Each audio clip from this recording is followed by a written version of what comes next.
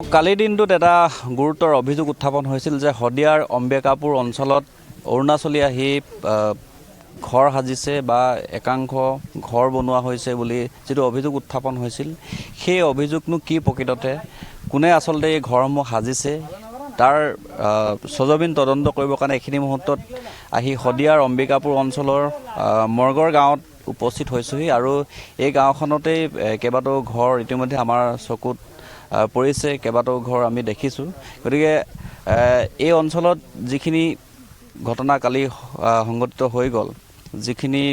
একাংশ দল সংগঠনে আহি সেই অভিযোগখিনি উত্থাপন কৰিছিল আৰু সেই অভিযোগৰ ইতিমধ্যে খণ্ডন কৰিছে গাঁওবাসীয়ে লগতে গাঁও প্ৰধানো আছে যিগৰাকী গাঁও প্ৰধানক লৈ কালি চৰ্চা হৈছিল যে গাঁও প্ৰধানে 15,000 টকাকৈ লৈ এই অঞ্চলত অৰুণাচলী লোকক ঘৰ সাজিবলৈ দিয়া হৈছে বুলি যিটো অভিযোগ উত্থাপন হৈছিল সেই অভিযোগ খণ্ডন কৰিছে মই প্ৰথমে অকণমান পৰিৱেশটো দেখুৱাম যে মোৰ সন্মুখত এটা ঘৰ আছে টিনৰ চালি আৰু বাঁহৰ বেৰা দি ইয়াত কেইবাটাও ঘৰ এই অঞ্চলত সাজি থোৱা হৈছে প্ৰকৃততে এই অঞ্চলৰ যিসমূহ ঘৰ এই ঘৰসমূহ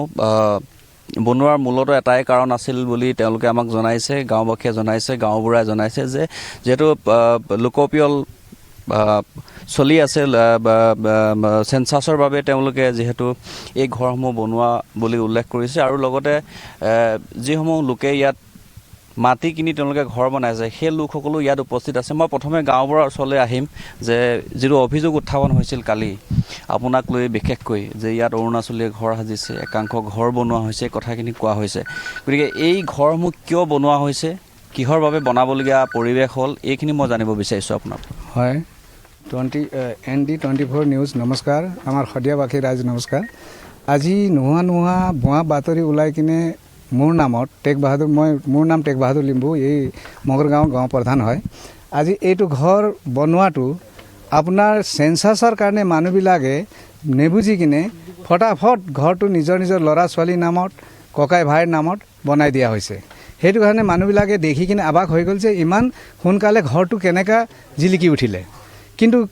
মানুহবিলাকে ভাবিছে অৰুণাচলৰ পৰা মানুহবিলাক আহি কিনে বসবাস কৰিবলৈ ঘৰটো সাজিছে কিন্তু সেইটো কথা নহয় যে আমি অৰুণাচলৰ বৰ্ডাৰতে আছোঁ হয় অৰুণাচলত খেতি নকৰিলে আমাৰ উপায় নাই কিন্তু মানুহবিলাকে কিনিছে নিজৰ গাঁৱৰ মানুহে কিনিছে বেলেগ দূৰৰ মানুহটো কিনা নাই আৰু শদিয়াবাসী ৰাইজৰ শদিয়াতে থকা মানুহবিলাকহে ইয়াত এই মাটিটো 2-4 ঘৰে কিনি থৈছে কিন্তু তেখেতৰ কাগজ পত্ৰ ইয়াৰ শদিয়াৰে আছে কিন্তু বাহিৰৰ মানুহ নহয় অৰুণাচলৰ কোনো নহয় এতিয়া মানুহবিলাকে ভুৱা বাতৰি কৰি কিনে অৰুণাচলৰ মানুহ ঘৰ বনাই সাজি এনেকুৱা ধৰণৰ জিলিকাই দিছে একে ৰাতত 100 ঘৰ বনাই দিছে এইটো নোহোৱা কথা হয় 100টা ঘৰ আছিলে জানো নাই তেনেকুৱা 100টা ঘৰ নাই কিমান মই হিচাপ কৰোঁতে 28টা 29টা কিমানটা আছিলে তেতিয়া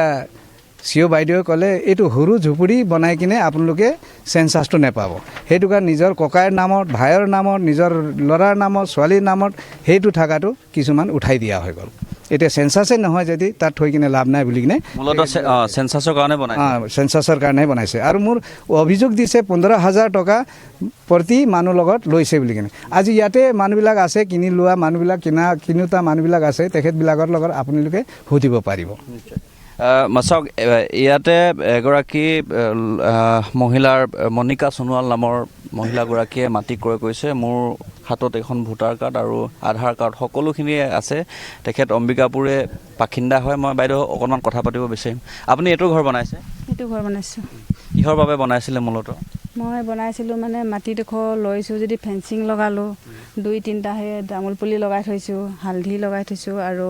কেতিয়াবা আহি বহিবও লাগে তাৰ ওপৰতে আকৌ চেঞ্চাছ আহি আছে আমাকতো মাটিডোখৰ লৈ কিনে থৈ গ'ল এনেই চেঞ্চাছ বা কিবা নহ'লে নম্বৰ নালাগিলে আমাৰ লৈ লাভ নাই আমি সেইকাৰণে নম্বৰটো লাগে বুলি ঘৰৰ পিয়ল নম্বৰটো লাগে মই অনলাইনো কৰি থৈছোঁ ইয়াৰ ID নম্বৰ আহিছে মোৰ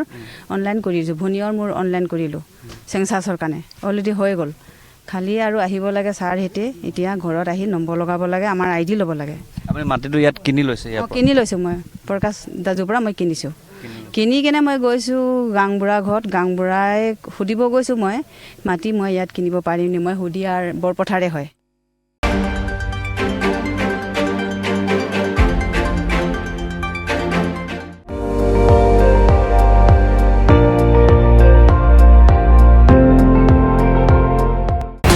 আপুনি চাই আছে ND24 সৰ্বশ্ৰেষ্ঠ নহয় সৰ্বোত্তমৰ দৌৰ